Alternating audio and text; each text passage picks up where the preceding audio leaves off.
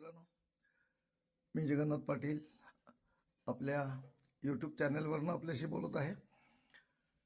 आज शिवजयंती उत्सव आहे आणि या निमित्ताने मी 1974-75ला रुपारेल कॉलेजला असताना शिवाजी पार्कच्या श्री गणेश उद्यान गणेश मंदिराने एक स्पर्धा आयोजित केली होती.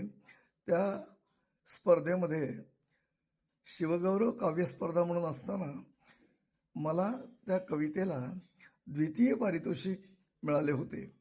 ती कविता मी आज आपल्यापुढे सादर करीत आहे. पहा ही कविता. सारे काही अवती भवती शून्याचे वारे, महाराष्ट्रभू अवकाशातील मलिन सेतारे, भयभीतांचे जिणे जगावे परमेशाकारे, थांबा येते शिवशक्ती हे बदलाया सारे. महाराज तेज नभीचे एक वटुनी आले तव ठाई, सुसाट वाऱ्यामधील शक्ती लोळे तव पायी, तडिता मधली चपळाई ही तव अंगी आली, मंगलमय ही महाराष्ट्रभू आनंदित झाली. अशी शक्ती तव रूपे आली थरथरले सारे, तव शब्दाने तव स्पर्शाने उल्लसले तारे, नव्या दिशेतून नवीन वारे हिमतीने आले, जिकडे तिकडे मंगलमय हे शिवभूषण झाले. जिकडे तिकडे मंगलमय हे शिवभूषण ल्याले, स्वतंत्रतेचे मंगलमय तव तोरणही झाले. आणि सुवेळी रायगडाचा तू झाला राणा, गो ब्राह्मण प्रतिपा असा हा निर्धारून बाणा.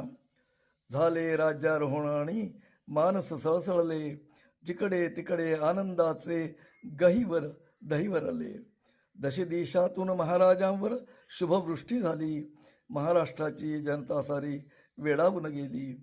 महाराष्ट्रभू हरकून गेली, सह्यगिरी जागला, महाराष्ट्राच्या मलिनतेचा धुरळाही गेला. तव तेजाने नवतेजाचा उठला जय जयकार, स्वतंत्रतेला असा लाभला सालंकृत आकार. स्वतंत्रते तव मुक्तीमधुनी झिजली शिवकाया, तव मुक्तीतून नवतेजाची साकळली माया. मराठ मावळ शक्तीमधुनी स्वातंत्र्य आले, छत्रपतींचे एक सुवर्णी स्वप्न पुरे झाले.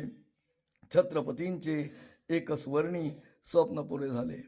ही माझी कविता 1974-75ची आहे. मी इंटरला असताना ही लिहिलेली कविता आहे.